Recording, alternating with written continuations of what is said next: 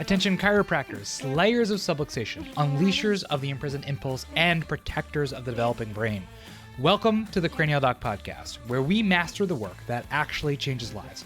Craniopathy, nervous system-based care, and the business systems that let you scale without selling your soul.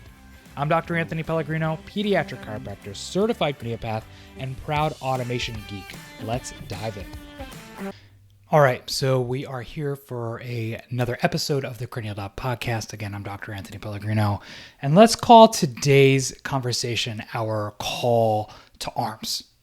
See, the thing is that what we know, if you've been in practice at all, is that the kids are not okay. We're struggling with anxiety, with ADHD, with sleep issues, with sensory issues, with reflux. It is everywhere. You probably know and tell your community that 1 in 6 kids right now are diagnosed with a neurodevelopmental or behavioral disorder, developmental delay. We have 1 in 8 children about taking a medication for anxiety or ADHD or sleep. We have 40% of kids, 40%, 4 out of 10, who are showing airway or sleep disordered breathing obstruction. We're raising a generation in constant fight or flight. The parents in your community, they're freaking exhausted. The teachers, they're overwhelmed. They have no idea what to do. Every single parent is in your practice asking, can someone help my child's nervous system feel safe again?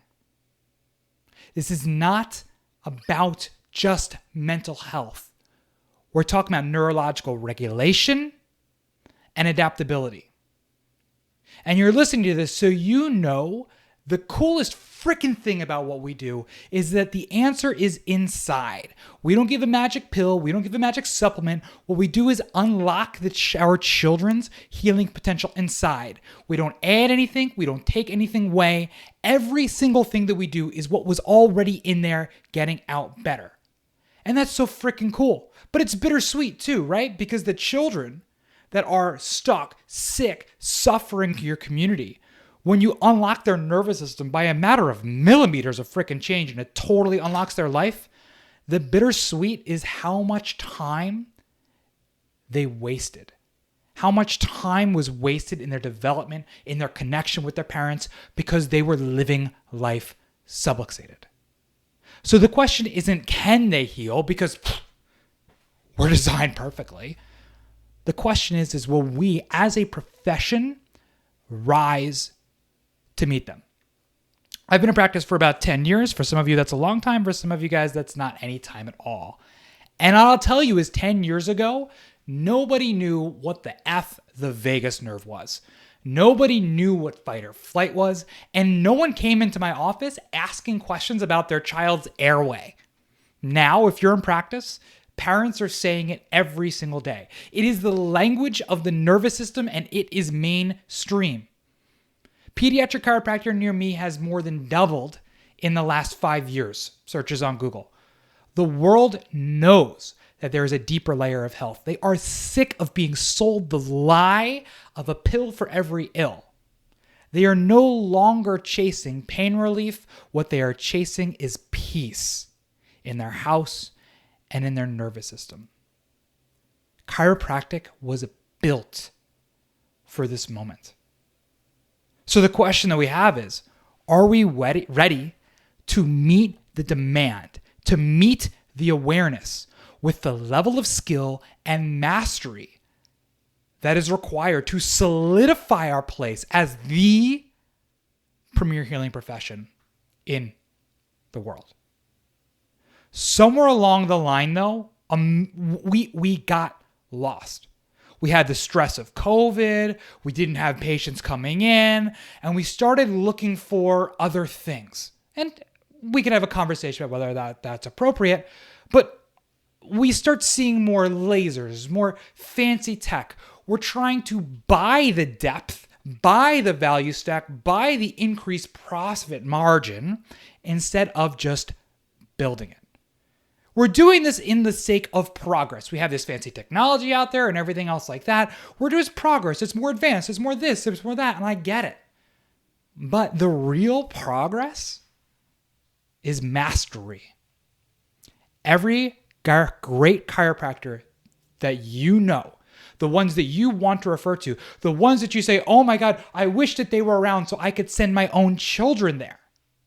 Every chiropractor that you know, they didn't add more to their practice. They went deeper.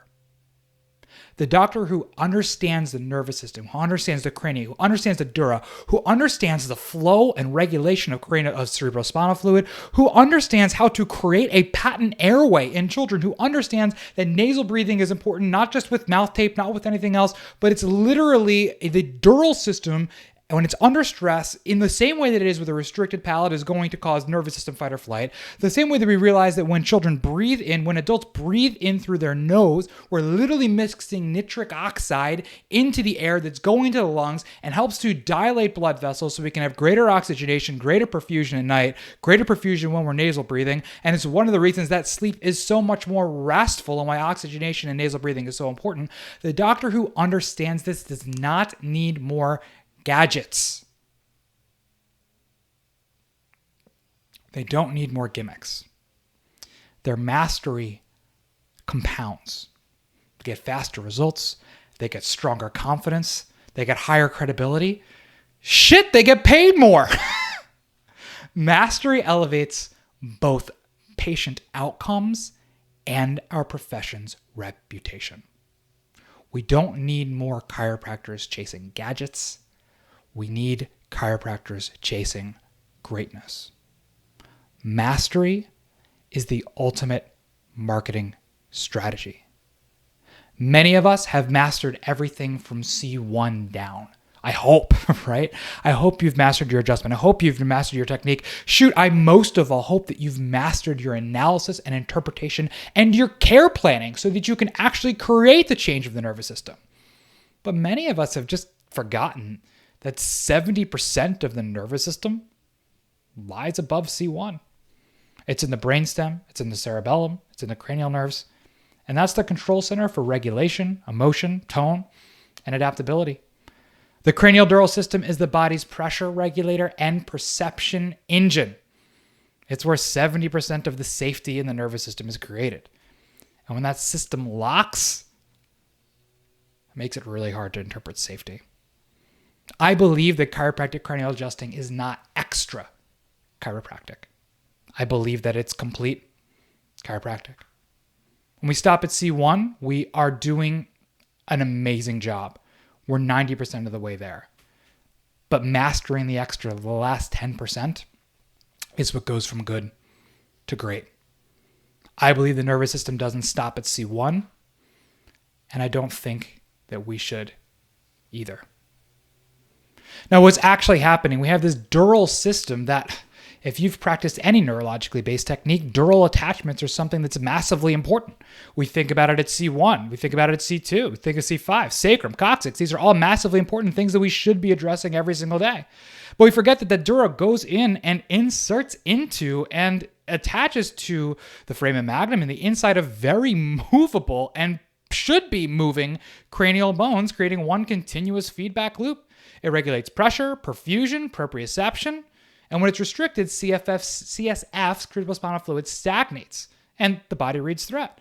I mean, don't believe me? Look at the functional MRI studies of Raymond Amadian and Scott Rosa, where they saw that individuals who had been diagnosed with multiple sclerosis had stagnation of cerebrospinal fluid in their cranium, where it wasn't pumping appropriately. It was causing an increase of toxins, proteins of the cerebrospinal fluid that were leaching in to the matter parts of the brain that shouldn't have that, and the brain was launching autoimmune responses to be able to attack those proteins that shouldn't be there, and were leading to multiple sclerotic regions, which is the definition of multiple sclerosis. Now, I believe that that same mechanism shows up not just with your MS patients, which we should know, and that same mechanism also shows up with your patients who have brain fog, fatigue, any autoimmune challenge. We see this all the time. Now, in this study, which was really amazing, is that they were able to show that by clearing C1 allowed for better appropriate drainage. I think they were using AO or a specific I think it was AO, but it was a specific upper cervical technique. And they saw a really, really, really amazing change. Now, what if we both did that and addressed the dural restriction within the cranium too? Things are just going to get better. When CSF stagnates, our body can't heal. the truth. Now, the adjustments themselves will restore motion, they normalize pressure, they restore clarity. What we know is that disafferentation is distorted input to the brain, which responds in a distorted output. But that sensory integration center is something that we can't ignore either. And by adjusting both the spine and the cranium, we reset the conversation between the brain and the body. The dura, the cerebrospinal fluid, is what translates this into action. So even though it's gentle, cranial work isn't woo-woo. It's real. It's mechanical. Now here's the truth. We are now adjusting the generation that is going to define what normal is moving forward. And these children are living in chronic stress and resilience. And if you don't believe me, just go back and look at a couple of years ago when the CDC or AMA removed crawling as a developmental milestone. And we're all standing around, us, on the same team as PTs, OTs, speech therapists, like, what the F, guys? Why would we remove crawling? And I went and I read all the threads, and the overwhelming response from supporters of removing crawling as a developmental milestone was, well, lots of kids skip crawling now. It's no longer the appropriate bell curve for them to be able to crawl. And we're like, well, bro, lots of kids have ADHD. Should we just say that that's normal too? And that's where it is going. Our kids are living in chronic stress. And it's our job to teach their brain what it feels, what safe feels like again. It's how we can change behavior, emotion, development. We're the only profession that is built to restore safety through structure.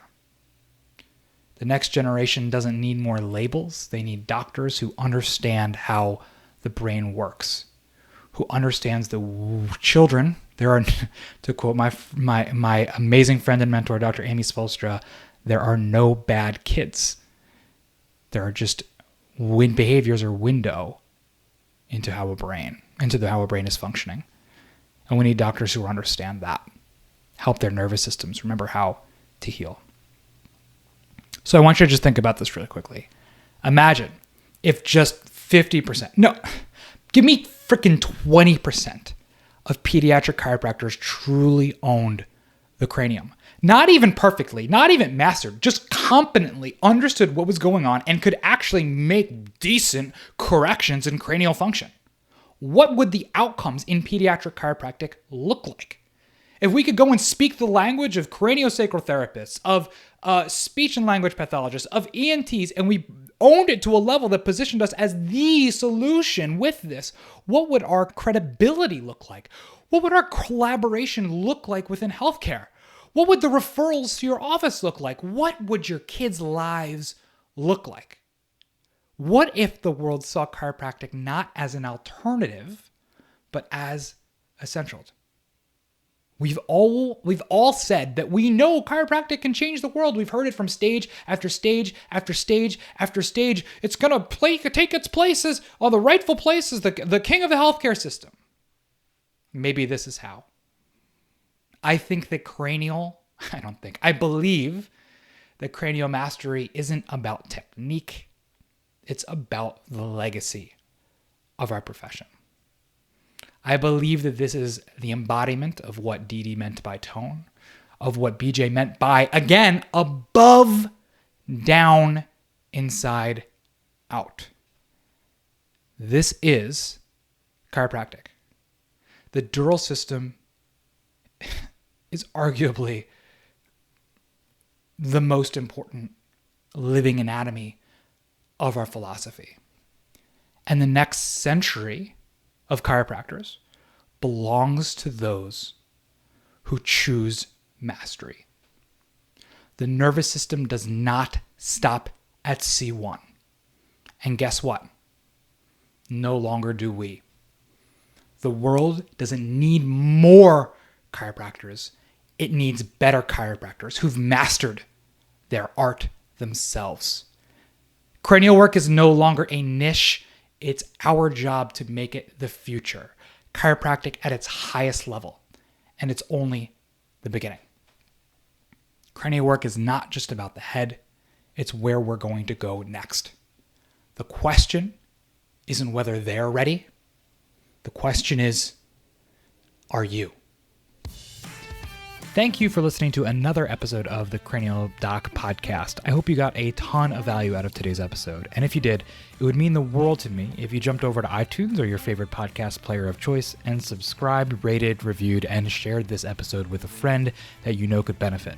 We have a ton of this information and more in our free email series at thecranialdoc.com. So go ahead and jump on there, subscribe, and get me raw, unfiltered in your inbox every week, changing your practice. Can't wait to see you for the next episode.